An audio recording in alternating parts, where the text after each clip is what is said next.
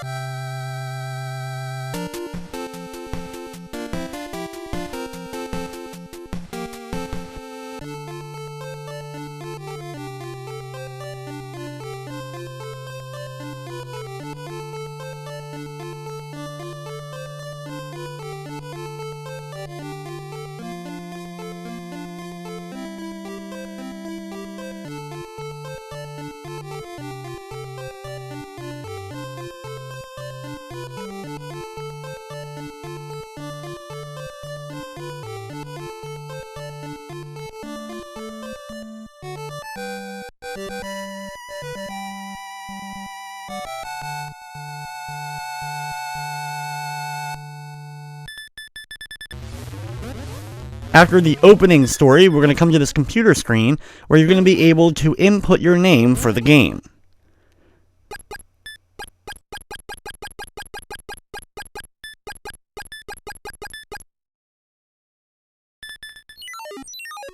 After inputting our name, we awaken from our slumber in this chamber, and we get to begin our journey in Crystalis.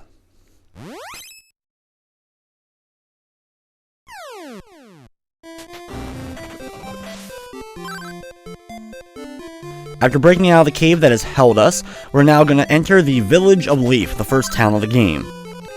Enter into the first building here and talk to this guy, and you'll get a little bit of money for your adventure.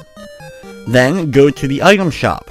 Here you, of course, can buy items, and we're going to be buying an alarm flute as well as an antidote.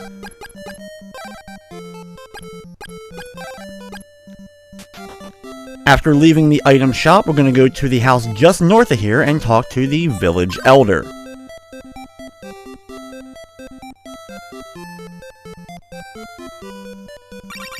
The village elder will grant us with the power of the Sword of Wind, the first of the 4 swords that we're going to be collecting throughout the game. Each of the swords is a different element, with the first one, of course, being air or wind. Then it's time to, well, of course, equip our item and head out into the world. Your basic attack, of course, stabbing out your sword. You can also charge your sword in order to use the magic abilities of each of the swords, and we're going to be doing this a lot throughout the game. After taking out a few enemies, and like many of the East games I played, killing the enemies along your way to each area will definitely cut down a little bit on the amount of grinding that we're going to have to do at certain spots in the game. I'll do my best to tell you where these spots are, show them, and then I'll be moving ahead after I finish my grinding. Enter this cave, and thankfully it's a pretty straightforward way through the cave with no enemies, and talk to the guy at the end. Afterwards, exit back out to the main field and start working your way over to the upper right. Along the way, like I said, we're going to be taking out a bunch of the enemies, getting a little bit of money, and also a little bit of experience. At the bottom of the screen, on the right side, you can see what current level you are, which we're level 1, the amount of money we have, and the current magic we have, the MP. On the left side, we have our life, aka our health, the amount of force that we're currently using, aka the chargeability of our sword, as well as below that, the experience and how much experience we need in order to level up. Enter inside this cave, walk up to this guy, and use the alarm flute that we picked up in the previous town, and he will wake up and give us the windmill key. Once he's given us the windmill key, exit out the opposite side of the cave. You'll be in a very small area, well, with the windmill. Enter inside here, equip the windmill key, and then use it in order to activate the windmill, which will open up the cave to the left side. Backtrack around and now work your way towards that cave. Of course, we start off at level 1, but you can get up to level 16, and there's tons of different enemies and ways to do this. I'm going to start off by taking out a few of these slimes and leveling up to level 2 before I end up heading into that cave we just opened up on the left side. There really is no specific spot to level up here. You could take out that first slime over and over again if you wanted to. Other than that, just kind of run around this area, get the enemies to spawn until you've got enough experience to level up. Once you have leveled up to level number 2, it's now time to head to that cave. Walk around the edge of the mountains and enter inside. Right before you enter the cave, though, you will hear a mysterious voice who will grant you your first spell of the game, the refresh spell, which is the healing spell. Now, this allows you to heal as much as you currently have magic for, with one piece of your health being 1 MP. So, you'll have to be careful, and you can use this from time to time, but you may also need your other spells, so don't overuse your magic ability. Now, there is other ways to heal yourself with herbs and other things throughout the game, but the best way, of course, being going back to an inn if possible and healing up there.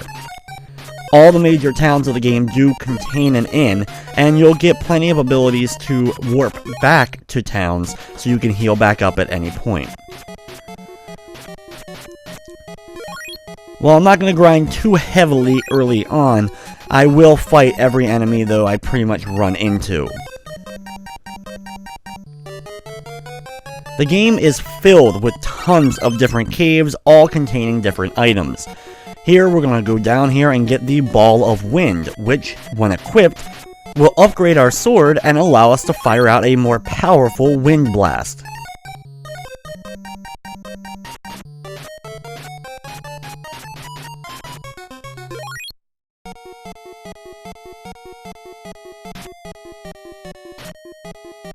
After taking out a few enemies in this cave, I'm going to stop by here and pick up this medical herb before heading back to the staircase that I took to get to this particular area of the cave. Attacking enemies, though, in the game, my best strategy is get up close just enough to hit them and then stop moving. Don't keep walking towards them a lot of time and pressing the attack button, because you may end up running into them. The hitboxes for all the enemies are very different depending upon whatever enemy you're currently fighting, with some containing some pretty big boxes that can end up hitting you when sometimes it really looks like they shouldn't have been able to.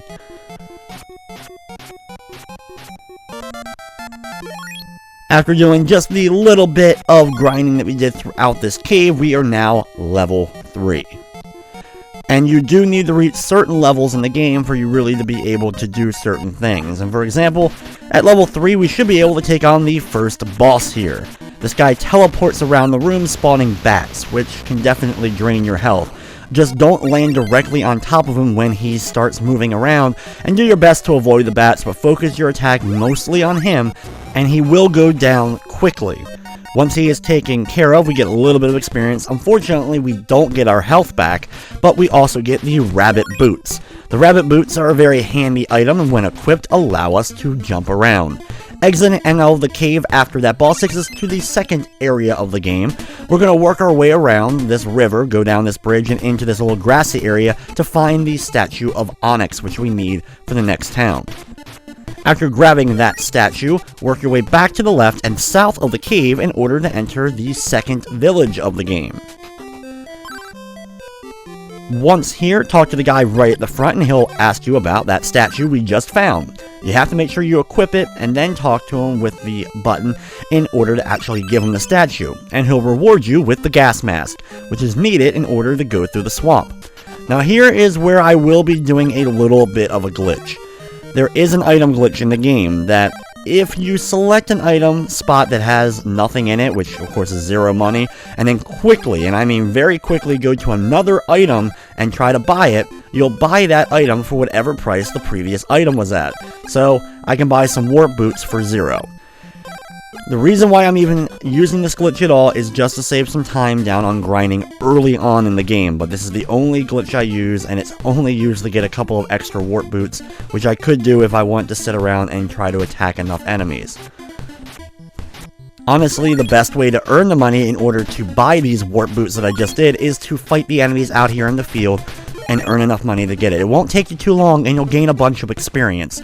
But there are a lot better places to grind, so I just want to use that little exploit there. Like I said, that's the only one I'm using in the game. Work your way through the swamp area, and before you enter this screen, make sure that you equip the gas mask. As soon as you enter here, though, if you don't have it equipped, you'll start draining your health very fast. Be very careful. The enemies are strong here, and we're really not supposed to be here yet if we're only level 3. We should have definitely grinded a bit more.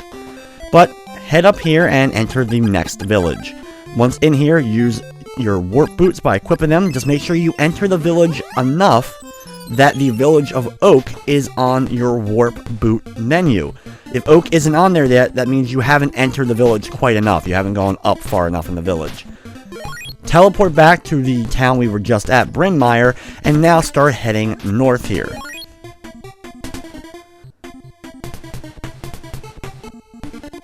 Go across this field and enter into this building where you're going to be tested. Here you're going to have to do a battle. You won't take damage from it, but you have to knock the other guy back towards the wall. Now for some reason I always have trouble with this. No matter how much I mash the attack button and push forward, I don't end up winning at least 2 times before I'm finally able to push him back enough in order to get him towards that other wall.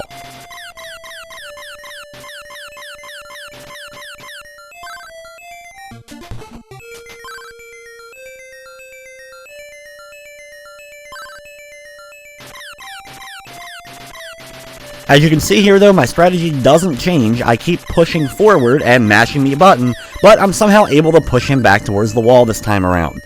Either way, once you have completed this little mini-game duel, you will get the telepathy spell.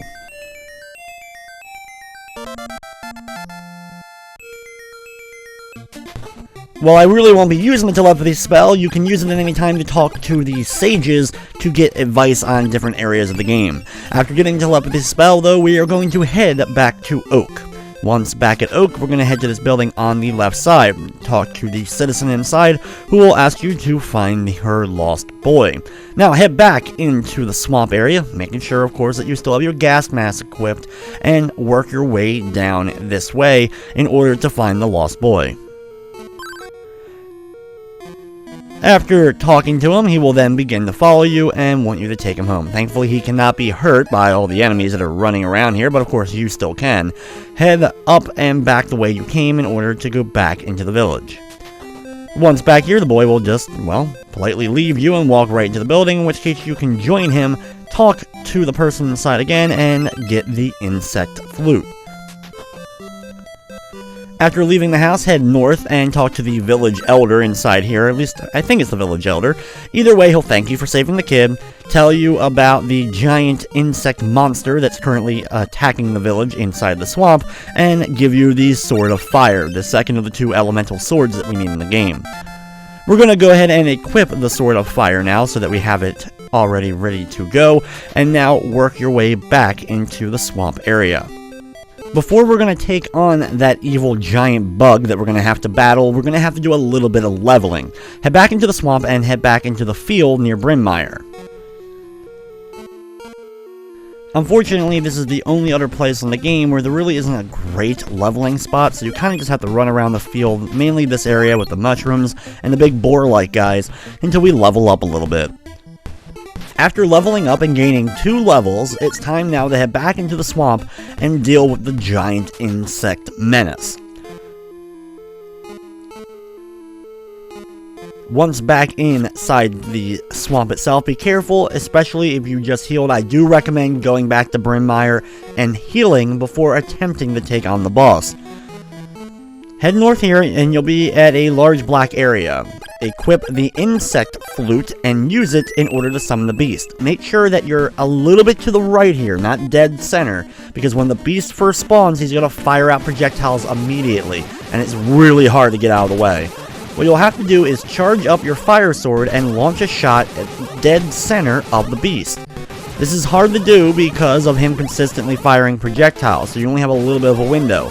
But if you're just, and I mean very, very slightly to the right or left of the blast coming out, you can still hit him. staying on the far right wall if possible, which can be difficult because of the flying enemies as well that are in this fight. He won't be able to go all the way to the right. He'll kind of bounce off the wall a little bit and keep doing his projectile fire, which you can keep launching fireballs up at him. Once he has finally been defeated though, grab the item here and then warp back to Brimmire. Once back in Brimmire, first thing is first, we're going to heal up. As you can see, my health is dangerously low. One hit from pretty much anything in the game will kill me at this point. And after healing up, we're going to head back out into the field. From where we are though now, we're going to head south along the mountain path. With the leveling up that we have done, we are pretty strong against some of the enemies here, so they aren't too much of a threat. And we're going to go to the left side and enter into the mountain range. Inside here, be very careful of the ice zombie-like creatures that pop out of the ground, as they can hurt you even when they're just moving along the ground itself before popping up. They take a lot of hits, but they give a lot of experience, and while we're not going to level up a ton from them right this second, we will be doing so soon. Equip the rabbit boots for the first time. These are the boots that allow you to jump, and what you're going to do is when you make it to this spot, you're going to be jumping up the ice waterfall that's just north of me. Jump up, and with enough momentum, you'll be able to just barely make it up here, and head to the right, crossing over the bridge, and enter into the cave nearby. Once inside the cave, equip the ball of fire, which we got from the giant insect. This allows us to level up our sword blast with the fire, and blast through ice walls, and this becomes a pivotal move for us to do in the game. This is also really kind of the first instance where we're going to have to switch back and forth a little bit between swords. If you attack an enemy and it makes a high-pitched ding sound, it means you're not doing any damage to him. And you're probably going to have to equip a different sword in order to actually do damage to that enemy. This becomes pretty tedious overall, so there's a lot of times, especially later on, where it's best just to grind at certain spots, level up, and just ignore a large portion of enemies that you would have to battle throughout, and really just kind of run past them. Open up the wall to the north and pick up the item inside the chest and start heading back. Once back outside on the main mountain pass, it is time to do, well, our next set of grinding. It feels like we just did some, right? But there is a lot of heavy grinding at certain parts of the game. While these ice zombies aren't necessarily the greatest, they do grant us a pretty good amount of experience to level us up a bit. So, move back and forth between these sets of zombies and gain a little bit of experience.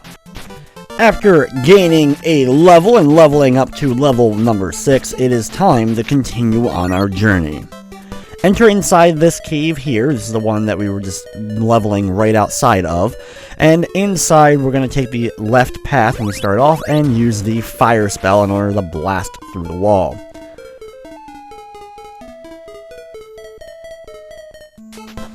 Head up the stairs and you'll find yourself a pair of warp boots. This is one of the few free pair of warp boots that you can get in the game, and thankfully in just a little while we'll be getting the teleport spell, but we could always use some of the warp boots to help us out, especially being able, in case we lost a lot of health at this point, we could go back and heal ourselves before coming back to the mountain.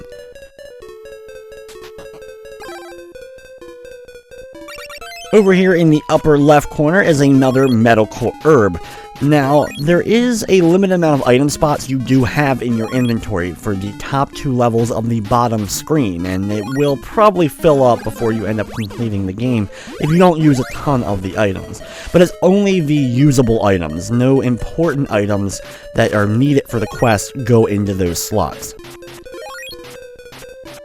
These spiders are good enemies to beat up a little bit on. Be very careful though, because of course, like I said, at all times the hitboxes are pretty off during the course of the game, but since the spiders don't give a projectile attack to you, they are a good enemy to beat up on.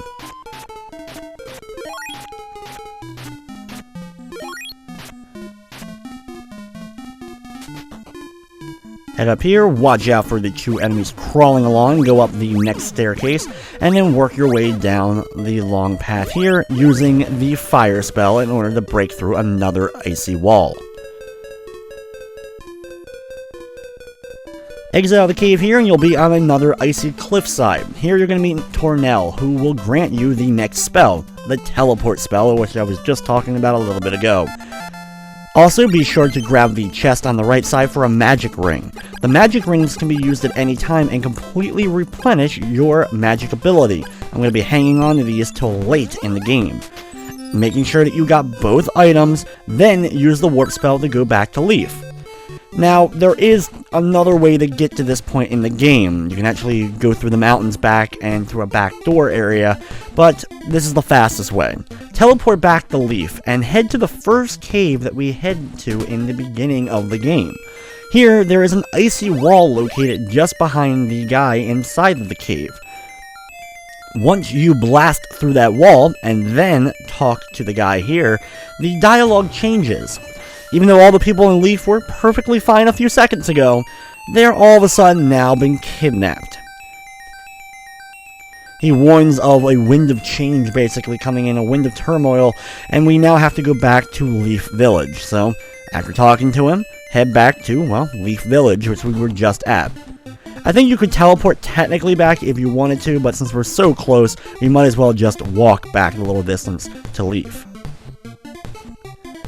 Once back at Leaf, you'll notice that everybody is gone. Head inside the house or building right here and talk to the creature inside.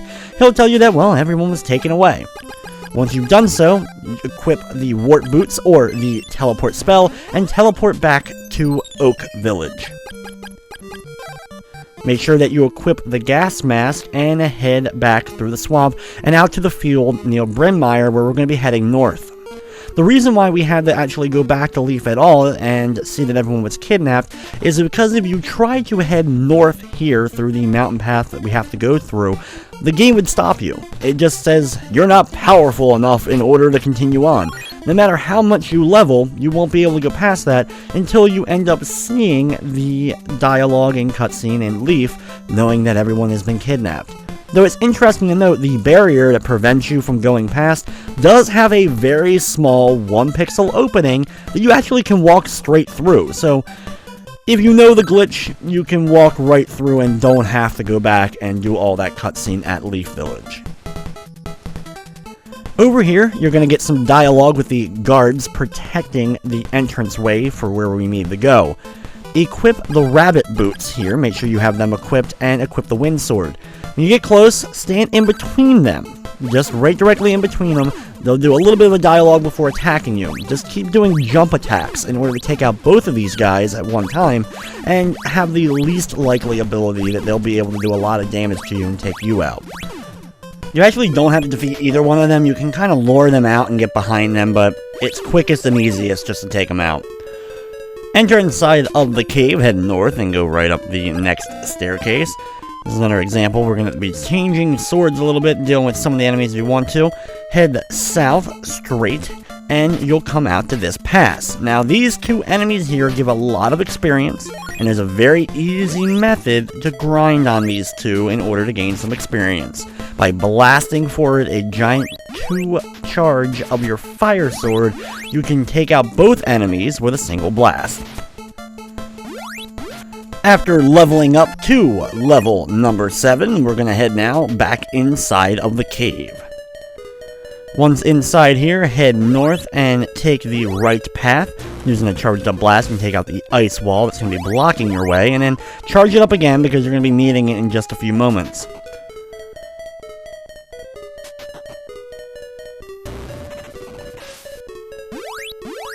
After blasting through this ice wall, charge up our sword once again, and continue our way through the path, watching out for the enemies, especially the soldier-type enemies.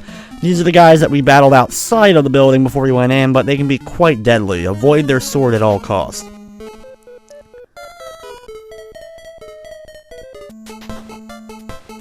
Once outside of the cave itself, head over to the right, watch out for both of the ice waterfalls, and enter the next cave.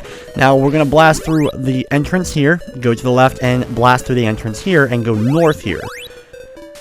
Inside this room, you'll see some of the villagers from Leaf blast through the nice ice wall above them and take the key to the prison. With this key, head back south and now to the right where we blasted that first wall opening and head north. Here you're going to find more of the villagers from the village. Open up the wall behind them and head north. Be very careful here because we're getting ready to do one of the tougher boss fights that we've had to deal with so far. Once outside the cave, head north and it's time to battle one of the Dragonian's finest four, who will be battling a couple of times throughout the game. This guy is rough, to say the least. He can do a lot of damage just walking into you, so try to stay away from him as much as possible. Get up close only when he stops to get a hit or two in on him before he ends up blasting up these snow rocks and firing them at you. Thankfully, like a lot of NES games, the game will come to a slowdown. Once there's a lot of objects on screen, you can actually use this to help you out, at least avoiding some of the snow blasts that are coming your way.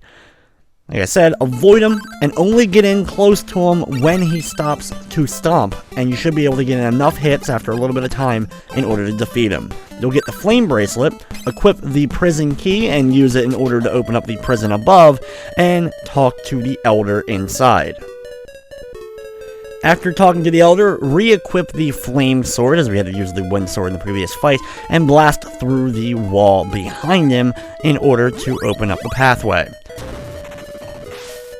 We're now getting ready to kind of go to like the third main area of the game. Once walking through here though, we will be stopped along the way like we have in previous areas in order to get our new spell.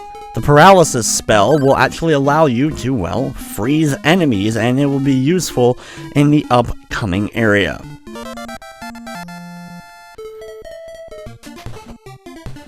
Once outside, slide down the icy path and take the bridge just over to the left.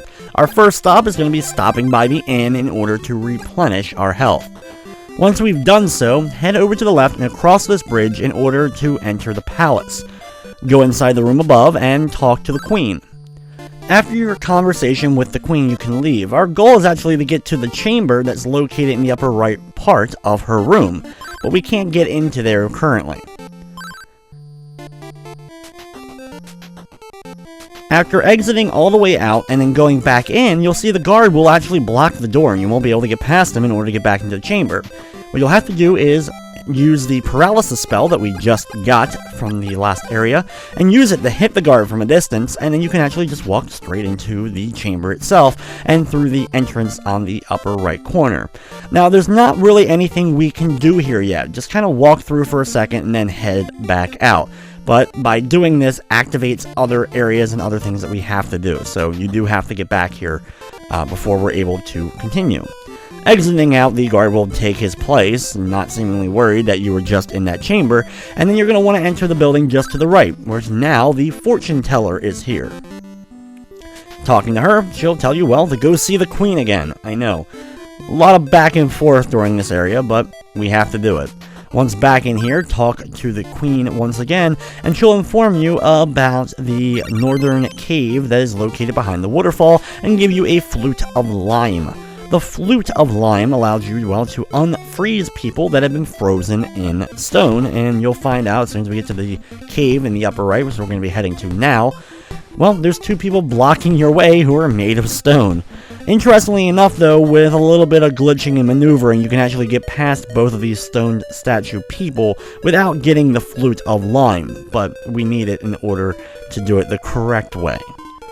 Over here, you're going to find another one of those icy walls, blast on through it, and head north. After going a little bit more, you'll be able to get up a staircase.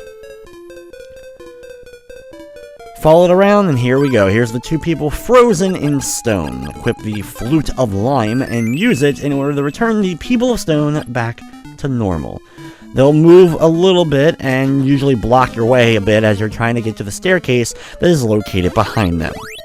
Once up here, ignore most of the enemies and use the fire sword like we've been doing for the last little areas and blast through any walls that may get in your way.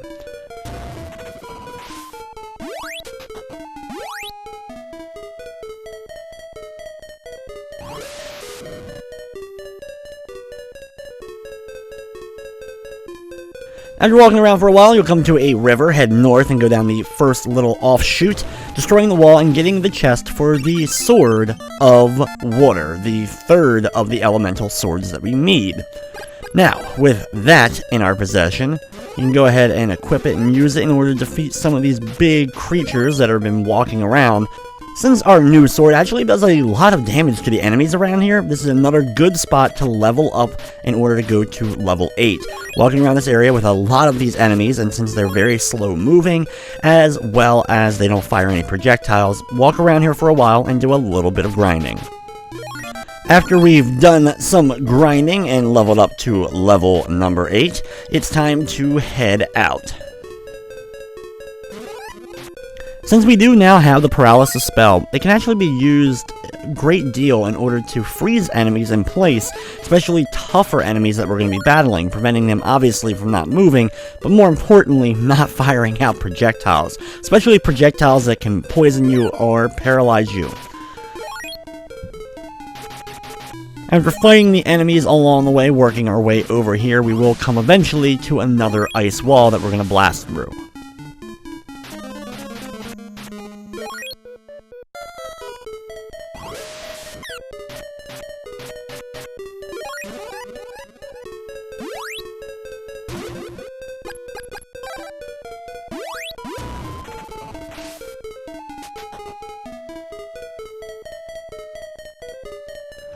Once on through here, ignore the pathward up, and you'll be on the opposite side now of the river that we had gotten in the previous item. Head north and grab the Flute of Lime. This is the second one. Unfortunately, you can only use each Flute of Lime one time.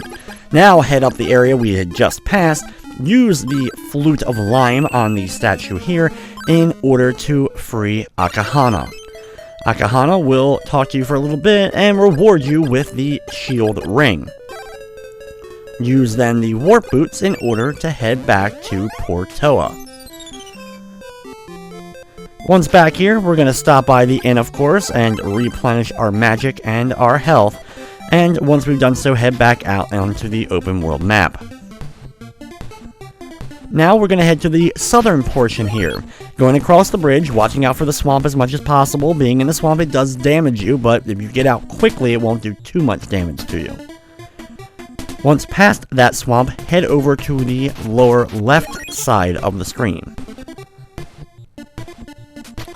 We're now going to be in a whole new area. Once in this area, head immediately north, and you're going to come to this guy in the lake. He is Rage, and he will reward you because you have the Sword of Water with the Ball of Water, which of course allows you to do more powerful water spells using your sword. The most important part and aspect of getting this is the ability to freeze water and other objects that are in lakes or even lava in order to create paths. For example, we're going to use that for the first time located over here. As you can see, it creates a little icy bridge that allows us to go across, and this is another essential item that we need in order to traverse the world.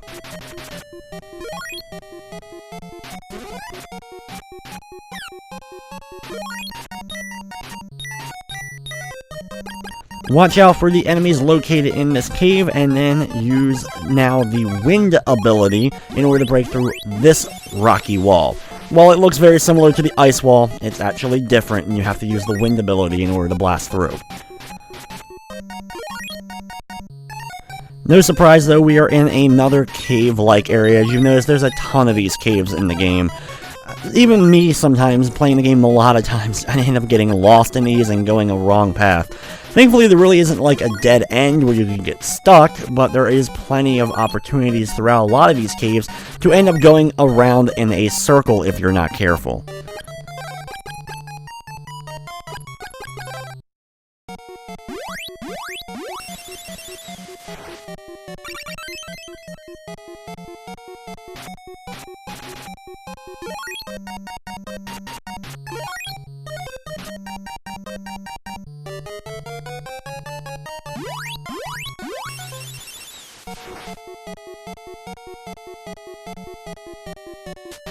While I do find it very annoying to have to switch the sword back and forth between wind and fire during this area, killing these little purple guys that are very slow give a lot of experience, so they are worth it.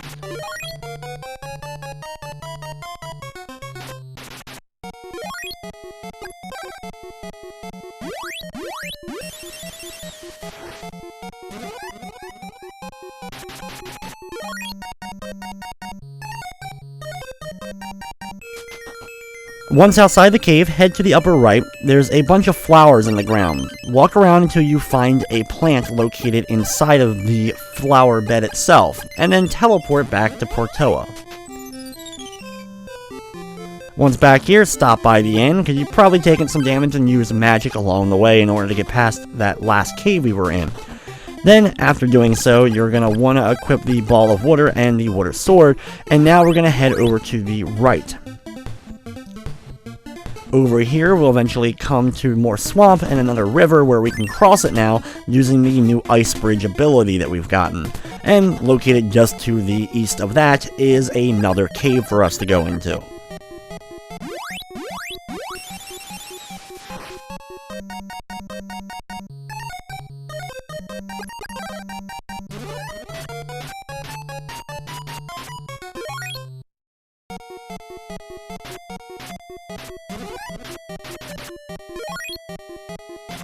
While there are pretty much slow-moving enemies throughout here, these red guys here can fire projectiles, so be very careful of these spider-like guys.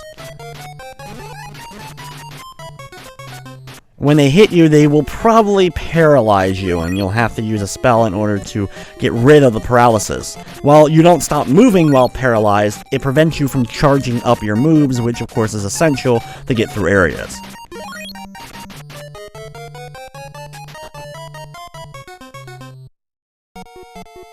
Some of the most annoying enemies, though, in the game, and not surprisingly, as the most annoying in many games, is flying-based enemies, like bats, and there's other bigger bugs and other stuff flying around later on in the game that are much more annoying than even these. They'll come out of seemingly nowhere sometimes and be able to just fly over the walls and straight through the walls right into you. Essential to these is trying to just get around them the best you possibly can by either doing a quick dodge to let them go past you, or if you can line up a direct hit, you can usually attack them a few times with your sword before they run into you.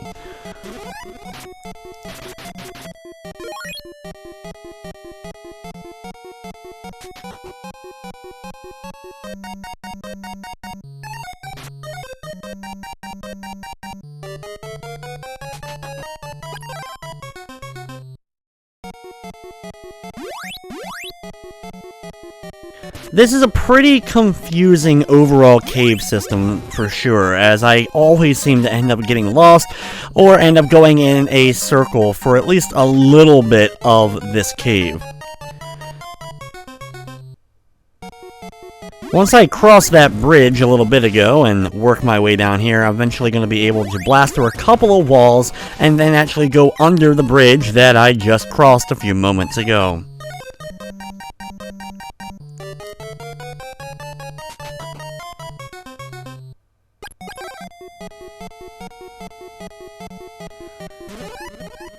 Then, we're going to cross up here, this time across this bridge, and blast through another one of these walls. A lot of times you'll see me just randomly attacking as I'm heading north. That is to try and do my best to prevent an enemy that may just barely spawn kind of out of nowhere, and allow me to get a hit on them and knock them back at least, before I end up walking directly right into them. Up here is the fog lamp, one of the items that we need, and then we're going to use the teleport option to head back to Brynmire. Like pretty much every time we teleport back to a town, the first thing we're going to do is stop by the inn. Equip the ball of water as well as the water sword, and head back into the palace. Head into the queen's room and into the area behind her. Now that we have the ability to freeze water to walk across, we're going to be able to use that in order to make an ice bridge here, and then head south into the area actually where the fortune teller is, walk through her other door here, cross this ice bridge, and head inside this room. Here you'll meet that fortune teller from earlier again. Talking to Asina, we end up getting the recover ability. Now, the recover ability doesn't heal you, but it does get rid of status effects, mostly paralyze and poison. Once up here, go ahead and talk to this dolphin sitting here who's sick and use a medical herb, one of the medical herbs that we picked up, or you can buy one in town and give the medical herb to the dolphin. He'll give you the shell flute. The shell flute will actually allow you to summon the dolphin in large open areas so you can ride on his back through areas, which is pretty cool. Once back in Portua, we're going to head over to the left side, enter into this shack, and give the fog lamp back to this guy located here. He will thank you and give you permission to use his boat, which is what we're going to do. Get on the boat itself and slowly ride across the river. It automatically travels to this location, but we'll get off on this island with this house located here. Go inside this room and talk to Kenzu. Now this will continue the quest, and we're going to be dealing with him more a little bit later on. After doing so, use the shell flute that we got from the dolphin, well, to summon the dolphin, and proceed to jump on his back, as you can now explore the oceans with him. Start off by getting off the dolphin just a little bit north, go into this cave and into the town, and then you can just exit back out. The whole point is to make sure that the town is now part of our teleport menu.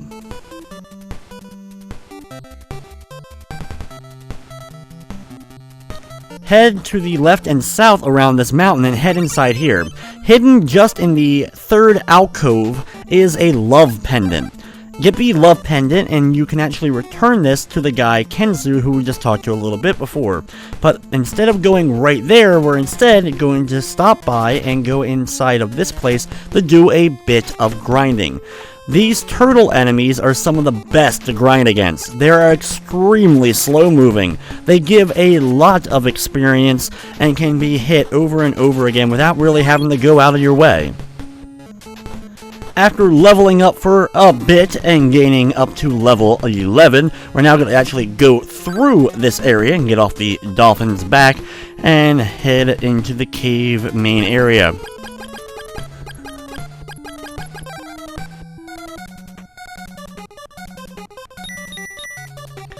Now, once in this area, we're going to equip the water sword and water ball and use that in order to make some ice bridges along the way.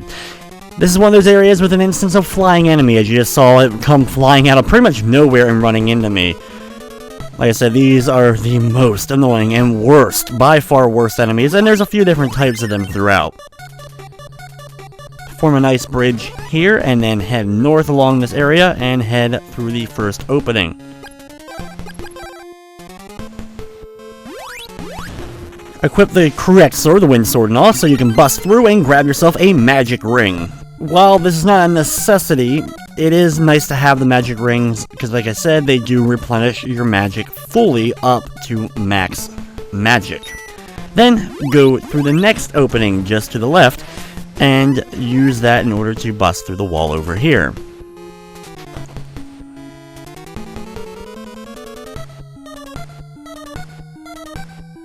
Head on south here and go over to the left. We're going to charge up our sword, trying to do my best to avoid the enemies, especially those flying ones, so I can blast through this wall, while I'm still being chased by the horror that is whatever the heck that thing is.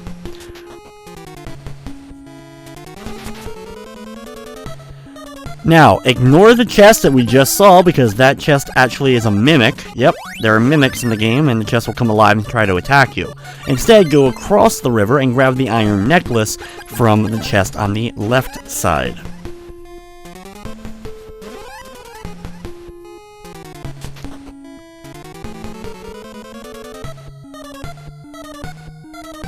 Now we gotta do a little bit of backtracking through this area. We're gonna head over to the far right though, and go around this path. Go all the way to the far right wall, and when you hit the wall, then you're gonna wanna head north.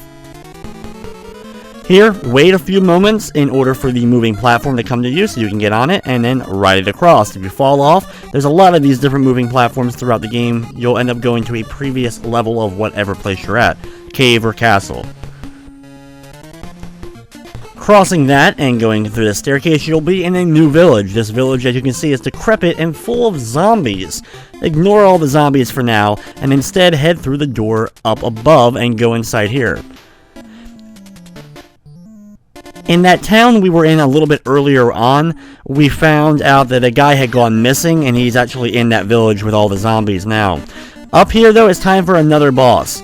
This boss is similar to the first boss of the game. Lots of teleporting and summoning bats, though the fight is pretty much identical for the most part. Of course, though, he can do a lot of damage, so be very careful and keep an eye on your health. Here, I'm going to use a little bit of the refresh spell to bring some of my health back before picking up the chest that was dropped after defeating the vampire-like enemy. Inside here is a fruit of power. You can pick that up and then head up the staircase.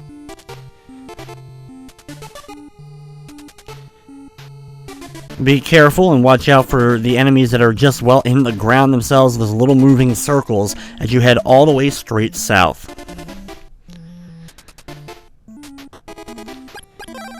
Once up here, equip the flame sword and the flame ring, and you're going to want to attack this person in the center. Don't go north. This person tells you, hey, look, you should probably go north and check it out, and you'll find that it's actually a trap. Attack the enemy 3 times and you'll find out that it's actually another one of Draconia's finest 4. Get behind the boss and immediately start attacking, as it's trying to do a variety of attack in a machine gun-like pattern. Do your best to watch out for all of this and attack the enemy whenever you can, usually going in a circle-like pattern to dodge the attacks of the enemy and deliver hits when you can. The most annoying part of this fight, though, by far, is the fact the enemy can actually fly off screen. Yep, just sometimes completely disappear. Don't worry, she'll eventually return, allowing us to continue actually fighting her, and once we deliver the final hit to her, she will end up being defeated and leave a chest behind. Inside the chest is a broken statue, which may seem like, what? A broken statue? But it actually will come in handy in just a few minutes. Drop down now through the opening, and you'll be back in that zombie town. Head inside this building to the basement and talk to Clark. This is the guy who went missing from that town that we really didn't explore yet in the game. He'll give you the eyeglasses. Then, you can teleport, well, to that town I just mentioned, the town of Joel. Once in Joel, and with the eyeglasses, we're going to stop by here real quick first and pick us up a alarm flute, which allows you to wake up guys, of course, and head into this building here. Use the eyeglasses to find a hidden entranceway, which is located on the back wall. Work your way around, and you'll actually be in another area where the lighthouse is. Head inside the lighthouse, you're going to find a guy sleeping here, and use the alarm flute that we just picked up from the shop in order to wake him up. Once you've woken him up, he will disappear and give you the glowing lamp. The whole reason why we've been going through all of this is to the north area where we are currently. There are whirlpools blocking our path from getting to the north in the ocean itself. In order to stop this, we needed to find the ability to enlighten the whole area and calm the storm that's been going. To do that, we use the broken statue combined with the lamp that we just got, the glowing lamp, and we will be able to get rid of those whirlpools. Teleport back to the entrance of Joel. You can walk back around if you want to and get on the dolphin's back. Once here, we're going to work our way around to the island that is the location of the altar that you can place the broken statue as well as the glowing lamp. Once here, you want to use the glowing lamp. Just use the item, and what will happen is the glowing lamp will combine with the broken statue and become the statue of gold. Now, equip the statue of gold and use it on the altar right here, and the angry sea will be calmed, allowing us to actually continue. Now, there actually is a glitch here, and I might as well explain it for those who may be interested. It can actually get you past this whirlpool without actually doing all that. And it involves actually getting off the dolphin's back at the right moment and actually kind of jumping with the rabbit shoes, and you'll end up flying, which actually is another ability we'll be getting later. And you can fly right across the ocean and get past the whirlpool manually, get the barrier spell, and then be able to get up north to this area without doing all that extra bit of exploring and the whole lighthouse thing. Up north here, though, is our next village. Stop inside this area first, and you'll talk to this guy who will disappear. Then you're going to want to go to the bar. Once inside the bar, you're going to want to equip the paralysis spell. Use it on this guy, then talk to him. He'll say shoot, and he'll disappear. Then we have to find Kensu one more time, go inside this building, fire at this person here, and once again, Kensu will say shoot, and then grant us with the love pendant. We're going to give him that love pendant we got earlier on, and he will grant us with the change spell. The change spell allows you to actually, well, change your form into a couple of different forms. Before we're doing that, though, we're going to teleport back to Brynmire here. Once back in Brynmire, equip the Sword of Water and the Ball of Water, and then you're going to want to head east. Use the ability to cross the icy path that we create here and head south. Cross the swamp, and when you enter south, you'll be in a village, an all-female village, which don't really like men too much. If you walk too close to this building, though, the guard will block the door so you can't get in. You'll need to use the change spell in order to change into, well, the female persona here, and you'll be able to now walk in and talk to the queen. Show the queen the Kirsa plant, give it to her, and she will be very appreciative and give you the Bow of the Moon. This is an item we won't be needing for quite a while, but we can get it now, so we might as well. And you can head down the staircase in order to get the Blizzard Bracelet, which will upgrade our magic ability for the Sword of Water and allow us to do a big giant blast. Now we're going to teleport back to the town we were just at a few moments ago where we got the change spell, and we're going to use that change spell once again, but this time we're going to be using it on the left side of town. In order to get through this gate, we're going to have to transform into this guy, and they'll just, well, open the gate for us and allow us to go through. You can de-transform at any point, and now in this new open field, we're going to head north into the castle-like structure above. Going through that is actually a big gate to another town, which we're not going to explore yet, but once again, it's one of those cases where we can get it on our teleport menu so that we can come back easier later on. After heading to the lower left portion of the map and heading here, we're going to make sure that we equip the Water Sword and the Blizzard Bracelet we got, and now we can actually blast across lava to actually form bridges. It was actually pretty cool, and we can cross that in order to enter the cave on the left side here. Once inside of here, we're going to walk around and head out the staircase here. Now, before going too close, change into this guy using the change spell and head inside, and you'll be in a new town. Now, I have to forewarn, there are a couple of items here you can buy for better equipment. They cost a good amount of money, though. Money I don't even have yet, so I'm not getting them. I will end up buying one of the armors a little bit later on, but at some point later on, something happens here, you won't be able to use the shop. So, if you want those items, you may want to grind now and grab them, or you may want to wait till later on, but if you wait too long, you won't be able to. Head inside here and talk to the guy, and you end up getting the key to Styx.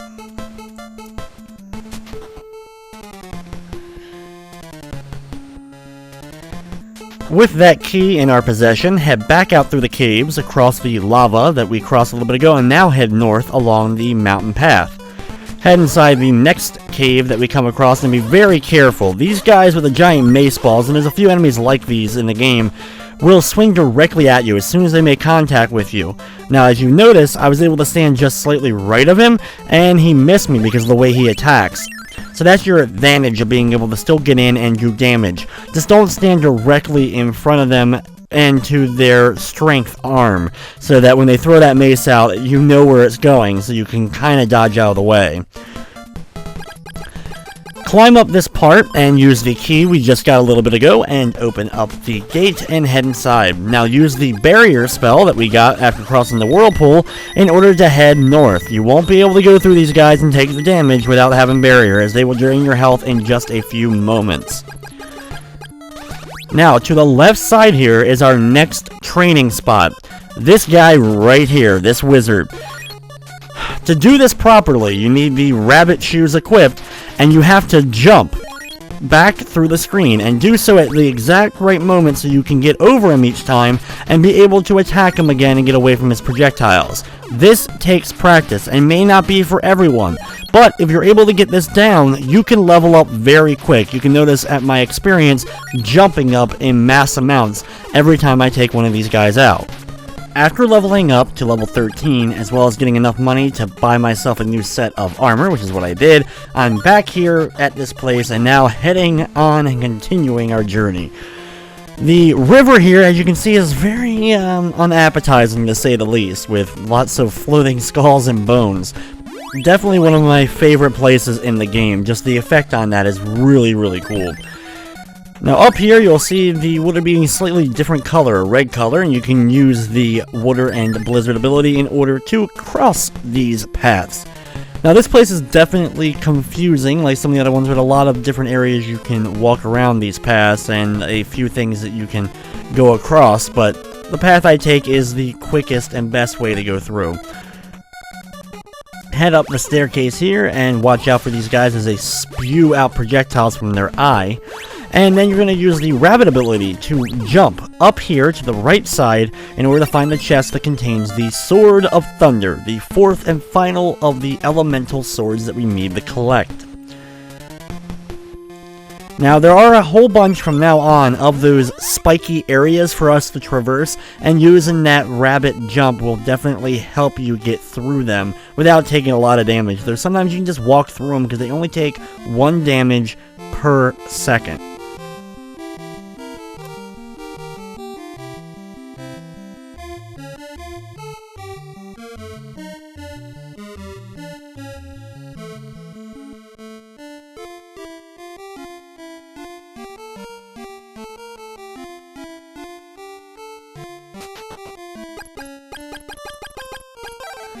After you get outside of that cutscene, use the teleport ability and head here. The town we haven't really explored at all yet at this point.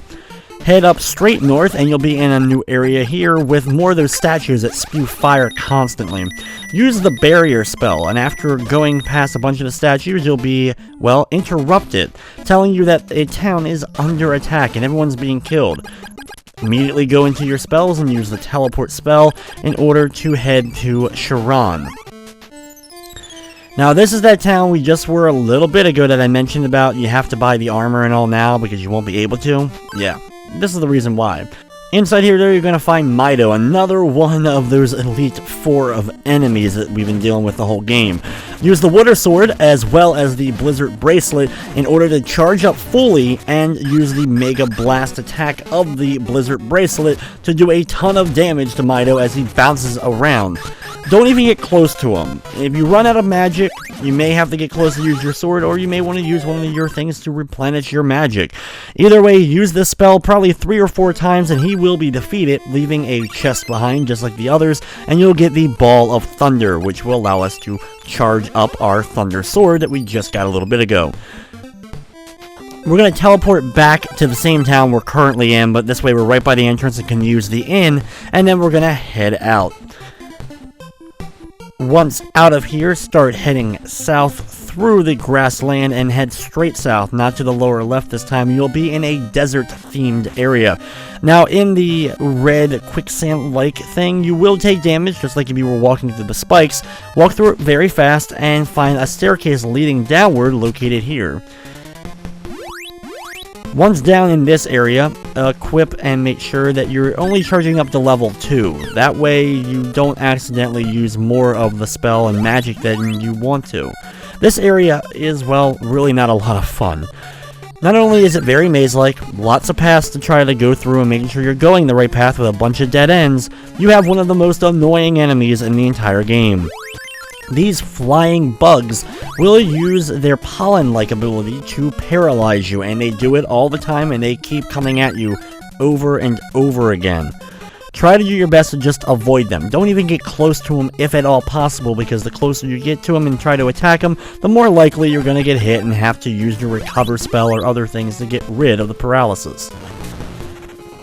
Use the Thunder Sword and the Thunder Ball to blow open this wall and get the Power Ring. Once you have the power ring and back in the town, I'm going to stop by the inn just real quick, even though I didn't really lose a lot. Might as well replenish it all. And now we're going to head straight up and go through this opening back to this place, which we were a few moments ago.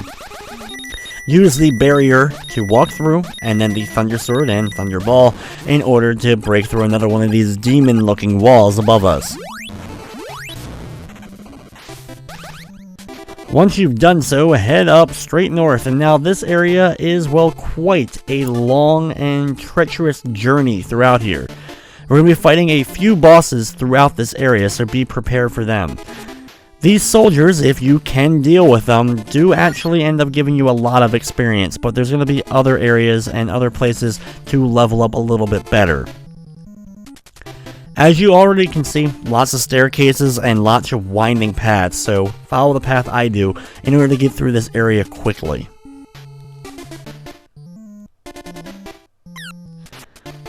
Thankfully, the flying enemies will die after only a few hits with the correct sword, but they will of course still try to get in your way as much as they can. Up here, though, is the first of the boss fights we're dealing with in this area, the General, who we fought earlier on in the game. It's time for his rematch. And it's a very similar boss fight to it was before, except of course he's much more powerful this time around. Use the Tornado ability as well as the Wind Sword. Mix that up by holding the barrier button while attacking him. You'll be able to block a lot of his projectile weapons and getting close to him and mash the attack button as quick as you can to do a lot of damage. If you're able to take care of him and he's dead, you'll be able to get an opal statue from the chest, which is a very useful item. If you have the opal statue equipped and you end up losing all your health, it'll bring you back to life at full health without going a game over. In the next area, we have another one of those rivers, this time a red river with the skulls and bones as well as the bubbles coming out. I just really love that effect. We're going to be using the ice ability, though, to create a few paths throughout here. Now, I've been saying these areas are confusing because of dead ends and stuff. This one's probably the worst of that.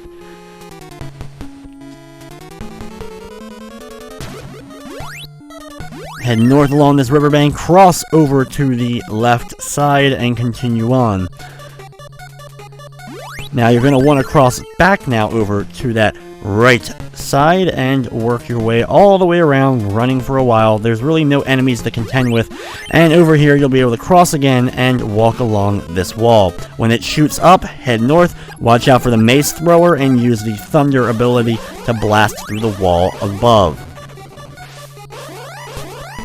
Doing so, we will reveal another staircase behind it, equip the flame sword and the flame ring, and get ready for the next boss fight.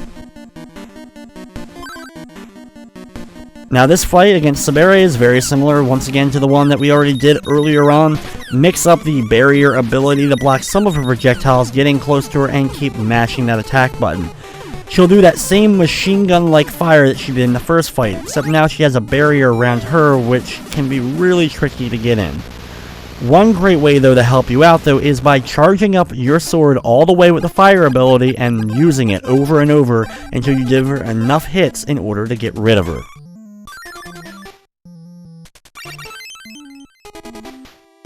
I end up having to use a couple items in order to get them out of my inventory so I can open up the chest. Once I got the item, though, in the chest, we end up meeting Tornell, who's located up here. Tornell will replenish all our magic and all our health, just like the previous sage did, and then we're going to head up the next staircase for the next part of this area.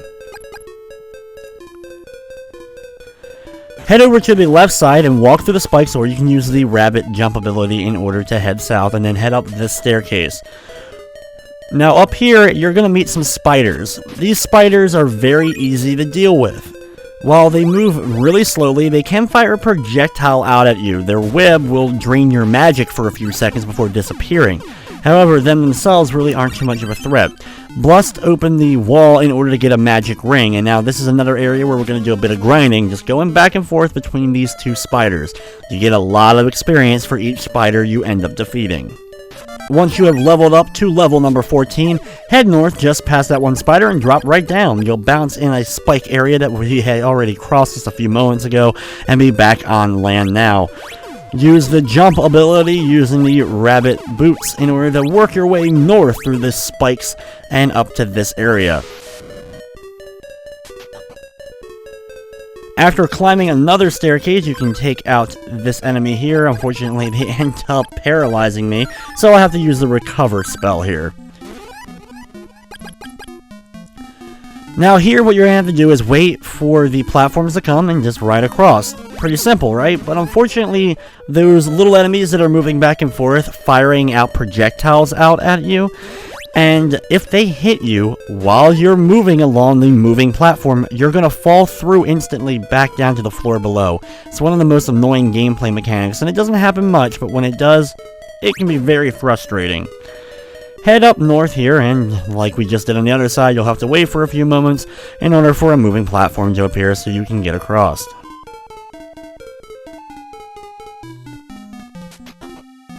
Once up here, we're going to equip the Sword of Water and the Blizzard ability, as well as the Power Ring to help us out. Charge up your sword all the way and get ready for the rematch against Mido. Just like the first fight, we're going to use that level 3 Blizzard ability to do a ton of damage to Mido. Just avoid them altogether, don't even deal with them, and just keep using the Blizzard ability. If you're leveled up to level 14 like I am, combine that with the 3rd level spell, he'll go down really quickly and you'll get the Sacred Shield. Past him is another one of the sages.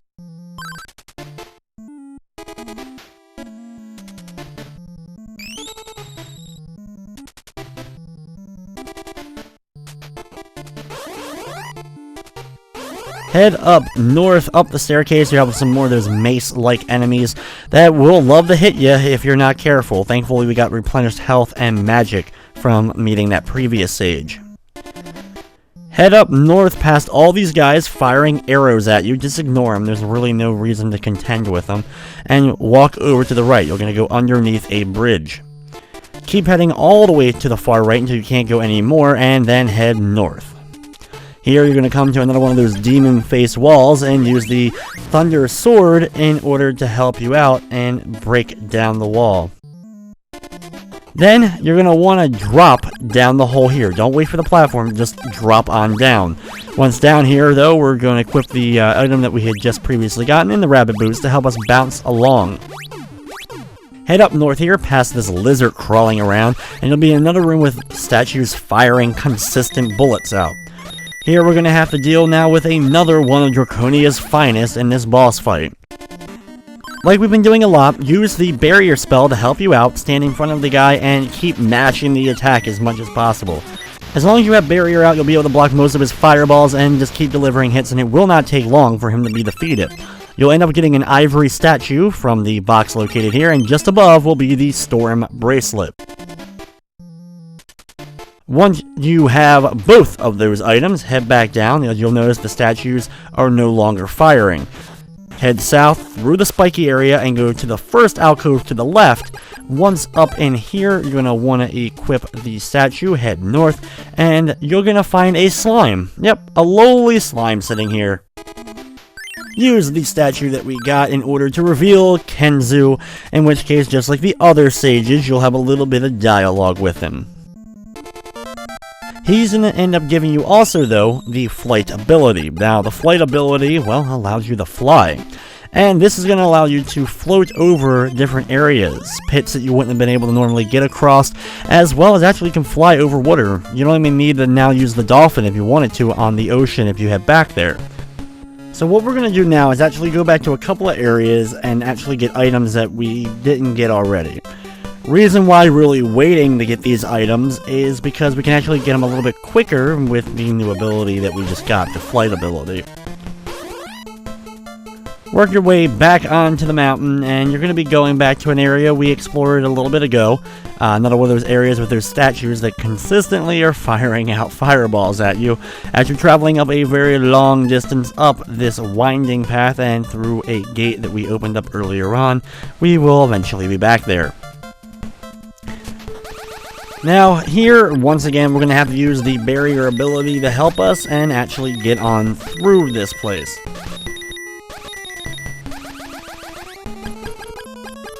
Head to the right side. We, of course, went to the left side where we trained earlier on. We're going to go back here, and now here's another one of these wizard guys. Take him out and head up north. Once here, though, head over to the right and use the flight ability just a little bit to get across the river and find the Psycho Shield. Now, the Psycho Shield is one of the best, if not the best shield in the game, as it can actually block most of the projectiles from the enemies, so enemies that fire out paralysis really won't be a threat. And sometimes you don't even have to be looking at the projectile in order to block it with the Psycho Shield, though you will still have to use the barrier in order to get through this area here. Once back out here, we're not going to leave this area quite yet. After avoiding a little bit of the slimes and working our way around, we're now, instead of going to head south, we're going to head to the right and enter inside this cave.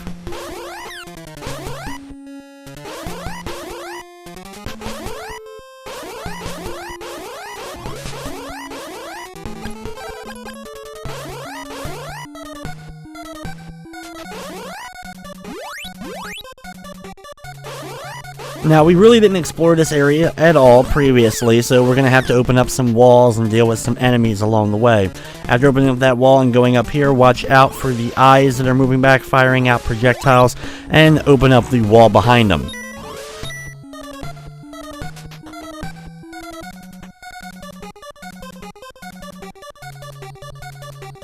Head through here and watch out for all the little mini slimes that are moving around. You'll be on a cliffside. Use the flight ability in order to get over the gap and get to the chest that contains the Bow of Sun. Now, unlike the Psycho Shield we just got a few moments ago, we need the Bow of the Sun, but you can't get it until you have that flight ability. Now we're going to head back to this village, and once here, use the change ability. Turn into the guy on the far end here, the balding guy, and we're going to use him to go inside here and talk to this guy. He'll say, "Hey, Akahana," and give us the Warrior Ring, another item that we can collect in the game. Now, leave out of there and don't teleport. Instead, head south, and head south back to the desert area we were a little bit ago. In the desert section, watch out and try to do your best to get quickly through that sinking quicksand that will end up damaging you while you're in it.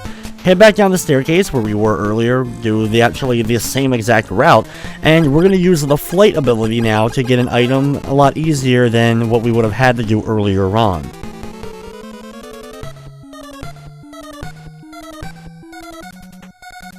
Head all the way north up here along the riverbank. It'll take a little bit of time, and jump across here.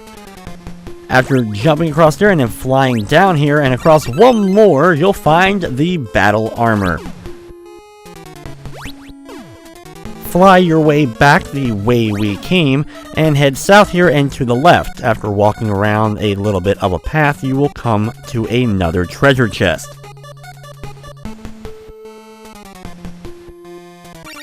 Here you're going to find the leather boots. Now, with the leather boots in our possession, you can teleport back out if you want to and walk back down to the desert, or you can just, well, walk your way back through. Either way, it's still going to take you a few moments to get back.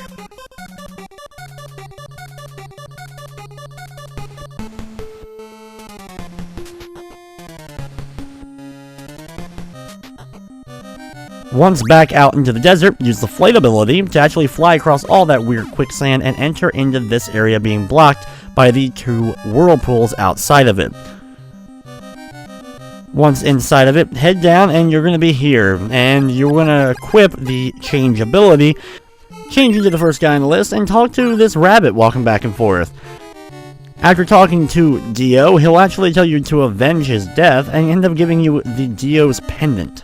Another one of the collectible items that we can get in the game. Now, all these items do have usage. Every one that I've been able to getting, but there's a lot of which I'm not even using in the game. But in order for completion's sake is why I'm picking them up and showing you their locations. Now, stopping by the inn first to replenish everything, we're going to now head to the east of town and go inside the cave system. Now here you're going to run into scorpions, and these scorpions are another and fantastic way to level up, and we're going to use these scorpions to do the last bit of leveling we need before going to the final areas of the game. After now maxing out our level, head out back outside the exit by the scorpions themselves, fly around and inside the giant pyramid. Now, we don't have to deal with any enemies anymore other than bosses, so you don't have to fight anything unless it really gets directly in your way. Head up the staircase and head south here, watching out for like the mummy soldier that's moving back and forth. After going down a few and now heading to the left, head up this staircase.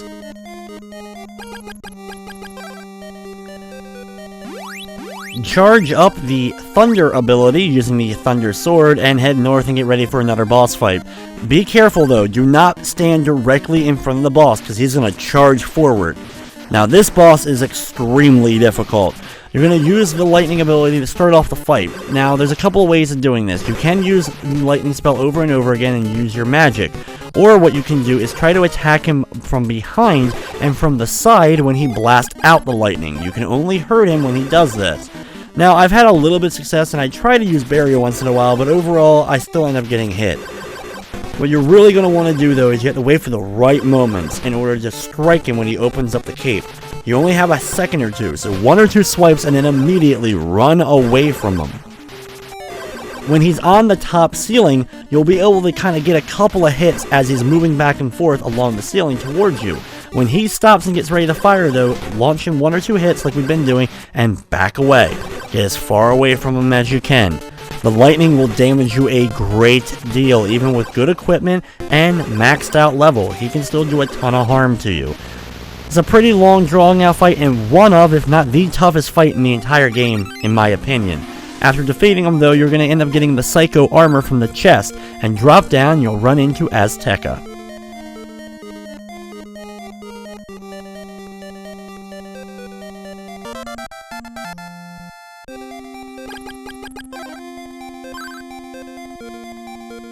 After speaking to Azteca and getting the Bow of Truth, head outside of the pyramid and use the flight ability once again. Go over the whirlpools and now head north. While heading north along the mountain area, just a little bit above that you'll find more whirlpools and another staircase that leads downward.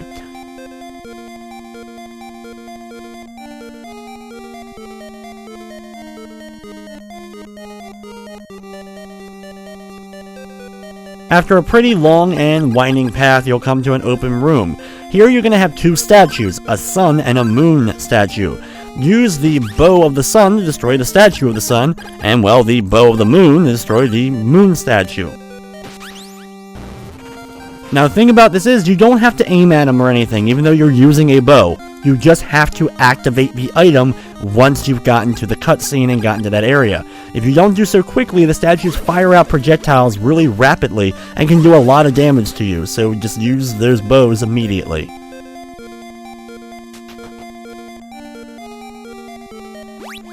Head up here and then you're going to fly across the giant lake of spikes and needles that are moving up and down and up another staircase.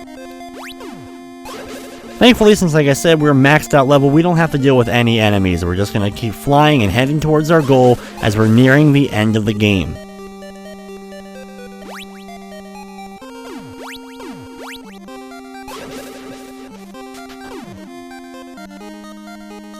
Now it's time for one of the final bosses of the game. When the fight begins against Draygon, you're going to want to use the Bow of Truth that I already equipped in order to pierce him, in which case his true form will finally be revealed. Now the real fight begins. Use the barrier ability in order to block projectiles that he fires out. To harm him, you have to get up close to him when he's doing his big projectile lightning-like move that shoots out like a machine gun out of him in different directions. Make sure though that you have the power ring equipped. Not having it equipped, you won't be able to damage him. When he reveals his core, you can get up close to him using the barrier and mash the attack button as quick as possible in order to do a large amount of damage. After he seals that back up in his chest, he'll start moving back around and usually doing his other projectiles. He only has a couple of moves, and he does these at random, so just wait for that opportunity by using barrier. Hopefully you'll have enough magic, and if you run out, use a magic ring, then get up close and once again mash the attack button at his core until he is defeated.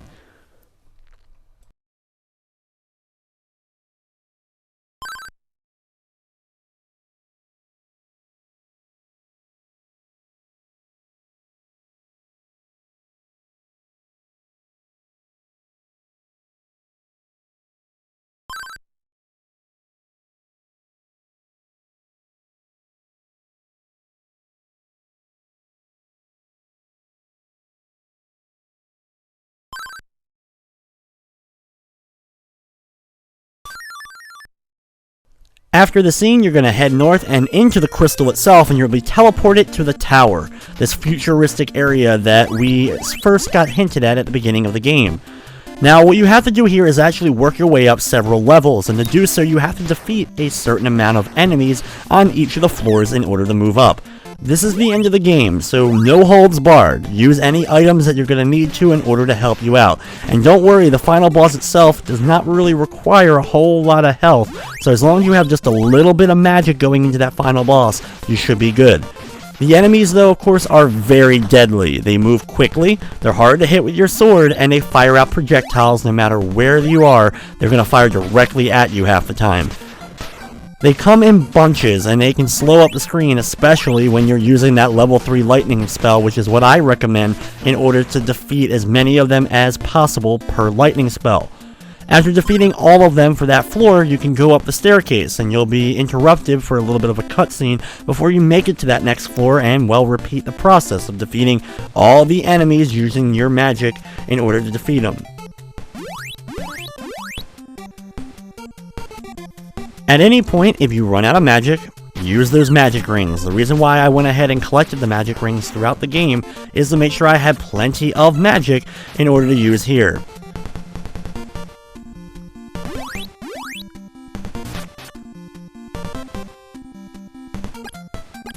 This whole area in general is very different from other areas in the game since we never really had like a gauntlet of enemies that we had to destroy.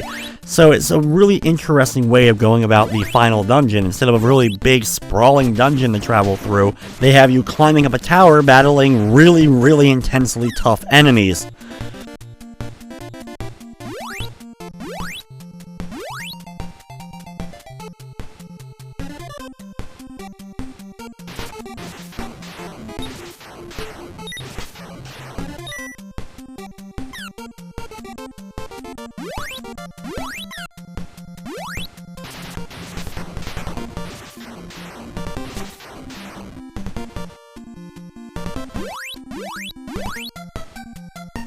One thing interesting is, of course, Crystalis never received a sequel, but it did actually get a port done for the Game Boy Color that was actually only done in North America, interestingly enough. Now, Crystalis for the Game Boy Color actually had some big changes. The story was greatly changed, the soundtrack was almost completely new from the NES version, as well as they changed the whole thing of having to really use different swords in order to take out certain enemies. Now, overall, the port isn't too bad, but because of all the changes, many hardcore Crystalis fans weren't really too thrilled with the game itself.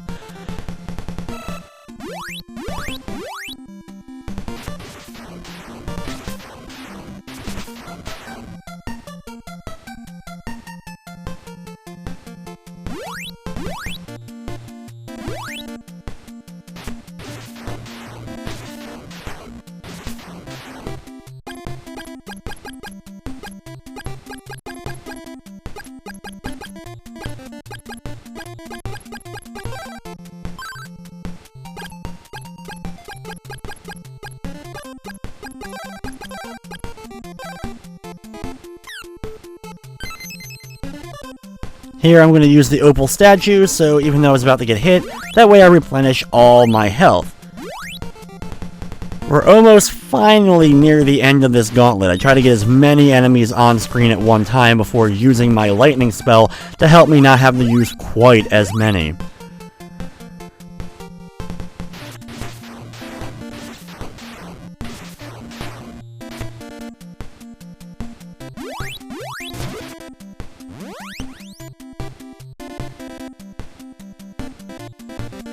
After you've defeated the entire set on this floor, head up north and then head into this room here.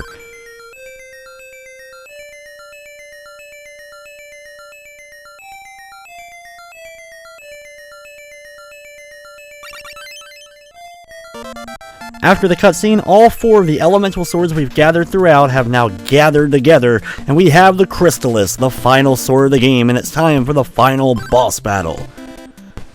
Right outside the room, you're going to get another message here, and you're going to want to equip and use the barrier spell, so make sure you have that ready to go before entering the final boss chamber.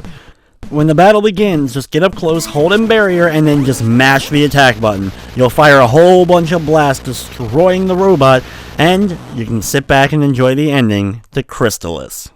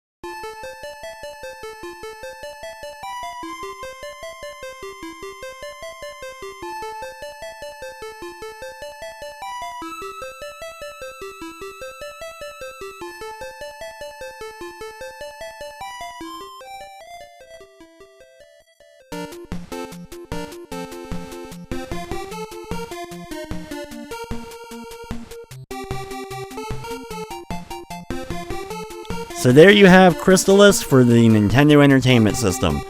Definitely one of SNK's very interesting and very cool games. It's a shame, of course, no sequels were ever done, and not a whole lot of people, of course, talk about Crystalis so many years later. With its similarities to many other action RPGs, such as Ys, and even action-adventure games like The Legend of Zelda, unfortunately SNK didn't really make any more of the action-adventure style games. Now, they did a few little things here and there, but of course went on mainly to do the Neo Geo and a lot and ton of arcade games, and became, well, the king of fighters, pun intended.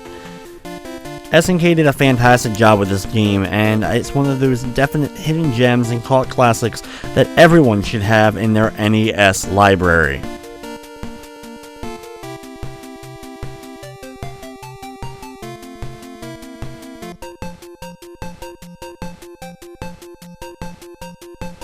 As we see the tower collapsing and going behind the mountains in the background, we see our main hero and his accomplice standing on the mountainside, with the end appearing in the upper left. And with that, that is the end of Crystalis, and that'll wrap up this edition of Play It Through. I'd like to thank you for watching, and of course, I hope you enjoyed.